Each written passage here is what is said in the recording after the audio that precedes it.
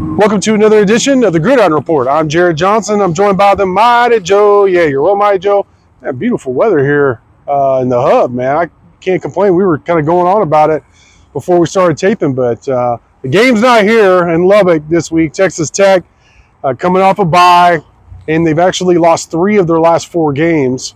In between that, you got a big road victory over then undefeated number 11 Iowa State. But looking to bounce back and finish strong, the Red Raiders are taking on the struggling Oklahoma State Cowboys in Stillwater. I believe that's a 2:30 p.m. kickoff, and that game will be on ESPN+. So what do you think about this game, and what do you think about the way Texas Tech has played here recently? Yeah, these 3 out of 4 losses is not real good. I mean, No. even with the win, that sort of puts your season sort of in jeopardy a little bit. I mean, you were in a situation where you finished out strong, you could have a really special year.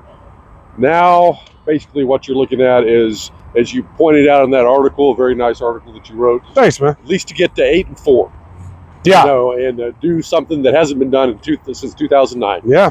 Okay, so first item of business, and if you're going to do that, is to beat Oklahoma State.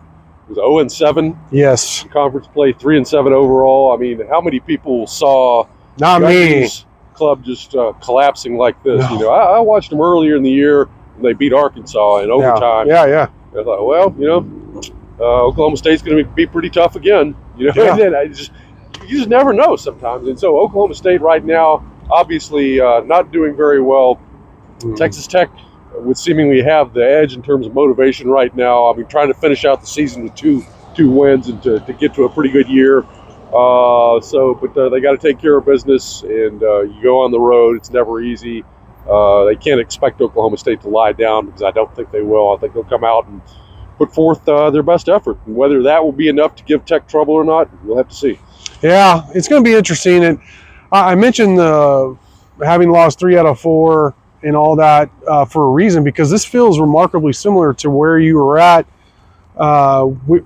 in terms of the opponent and like where they were at in the season, because you were 5-1 at the first bye, feeling really good coming off a victory over Arizona, and you had a Baylor team that had lost 8 consecutive Big 12 games going back to the previous season. Now Baylor has since gone on a roll.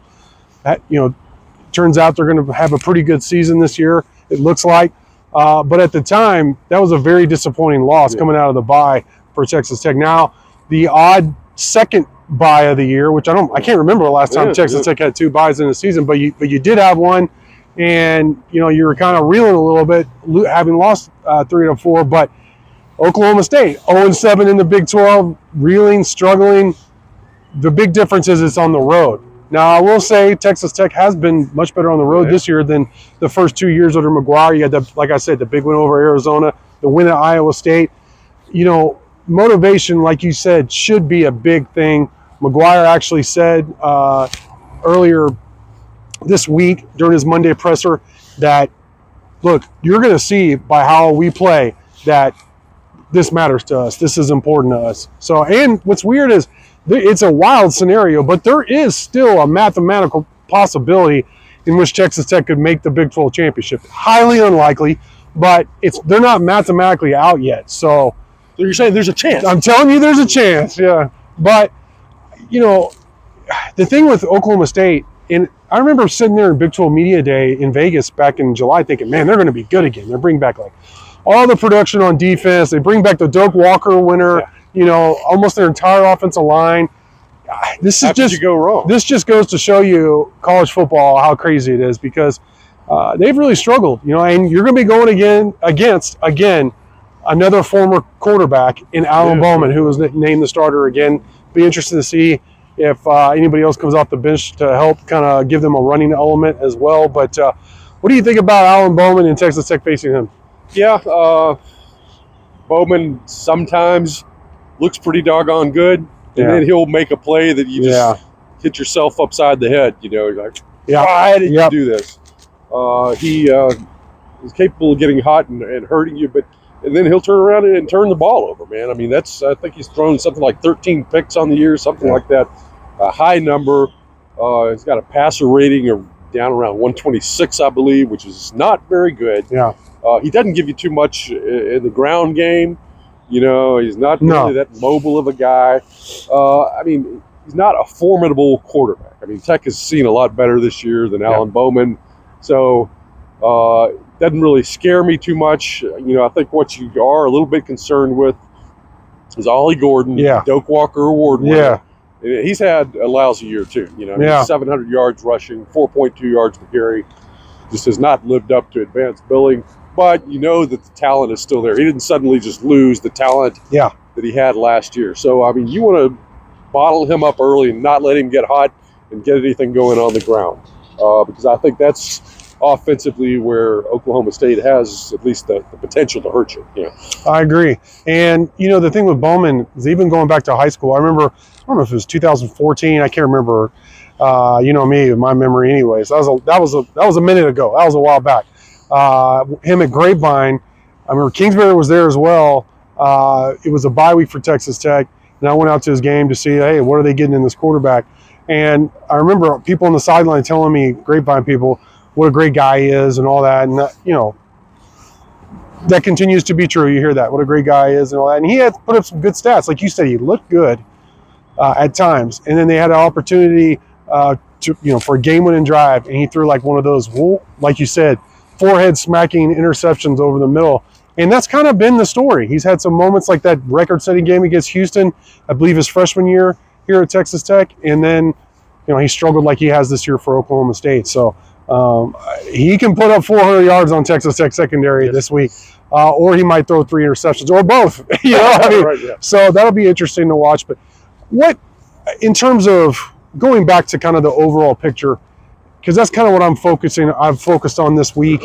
I think just because I've been kind of surprised with, and I don't know why, like I said, I've been doing this for a minute, but I've been surprised by just the overwhelmingly negative reaction to this season. And I guess maybe it's because a couple of factors are at play. One, expectations for fans were much higher than they were for mine coming into this season. Now, I had the advantage of going to practice, talking to the coaches, talking to the players, all that stuff, talking to other media members in the Big 12. I predicted 8-4, and that opportunity is still there. I think you predicted 7-5. That might even be more likely than splitting these last 2 games. And then also, and this has been pointed out to me since that article, Tech fans are just sick of losing. They're sick of not getting to the mountaintop. Forget getting over the mountaintop, but not even getting to the mountaintop. And a lot of things seem to line up for folks in terms of schedule, and I agreed with that. But I still thought the roster wasn't quite there, especially on the offensive line, which we saw against Colorado. I mean, they just were completely overmatched. And then the secondary has actually underperformed what I thought. So what are your thoughts in terms of where Texas Tech sits at this point of the season, kind of the reaction from fans? And maybe you're more insulated from it than I am. Cause I feel like I'm constantly getting bombarded by it, and it just kind of surprises me. And then what kind of opportunity is there still for this season or not? You know, I think a lot of it is sort of maybe gratification denied, because you mentioned the Tech was at 5-1. Yeah. Right? Yeah. Okay. And so people thought, all right, this is it. This is the year. We're ready to go. We know that McGuire's teams perform well late in the season. Yeah. They've done pretty good in the first half of the season, so it sets up for Texas Tech to finally have that special year, which you haven't had since Leach was here. And so, and then what happens? You lose 2 in a row to teams that you really thought you were going to in-state conference rivals, no less. Yeah, I know that's salt for the wounds out there. And so, yeah, I mean, that really hurts. I mean, when you feel like you can just taste it, you know, it's right there for you, and then it's ripped out of your mouth, man. That just makes people mad. Yeah. So that's part of it, I think. I think part of it also is that you're in a Big 12 right now that doesn't have Texas and Oklahoma. Yeah. Okay, and so people thought, all right, now because Oklahoma and Texas aren't in there, we got a chance. We got a real shot at winning a conference title, which has been talked about a little bit. Tech hasn't done outright since 1955.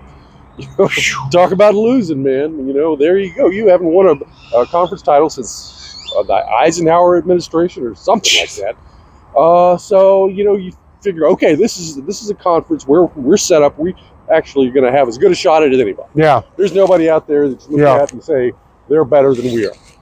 We should be able to do it. People were hoping for it this year, and it didn't materialize. Yeah. I mean, yeah, mathematically, there's still that sliver of an opportunity, but not realistically. Yeah. So, I think those were big factors in just sort of the reaction and the anger and so forth and so on. And you always hear people say, all right, that's it. I'm checking out. I'm done with Texas Tech football. I've had enough and so forth and so on.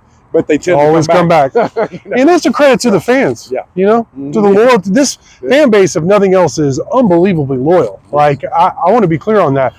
I think it's rare that I feel like I'm so disconnected from the overwhelming. Like, it's not just trolls. You have the trolls who, as soon as something negative happens, oh, fire this guy, fire that guy, Texas Tech sucks. But there are guys that, I mean, we've seen on the board or I talk with, even around town, who I know, like, their parents went to Tech, their kids are probably going to go to Tech, that kind of thing. Lifelong Red Raiders who were like despondent over this season. And I think for me, knowing what I knew about the roster coming in, and then also like where does everything you said is valid, but it's Texas Tech. When is Texas, like, it's been 60 or 70 years since Tech has won an outright conference title. I mean, just because Oklahoma and Texas are gone, like, it doesn't mean that the competition is that watered down, that Texas Tech's just going to start flexing on folks. It was just a big disconnect, and I was kind of wondering what was going on. That was the reason for the article. But, the thing that I think I didn't really say enough in terms of the overall feeling of the season is you got to win these games. You got to at least split to feel like, okay, it was an all right season. You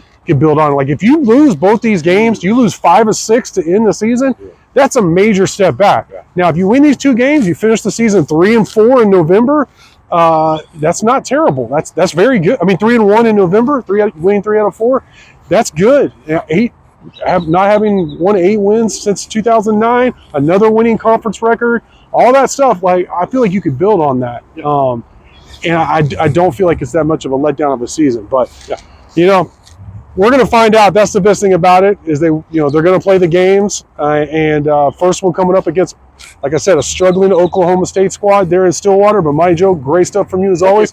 Thank y'all for watching, and until next time.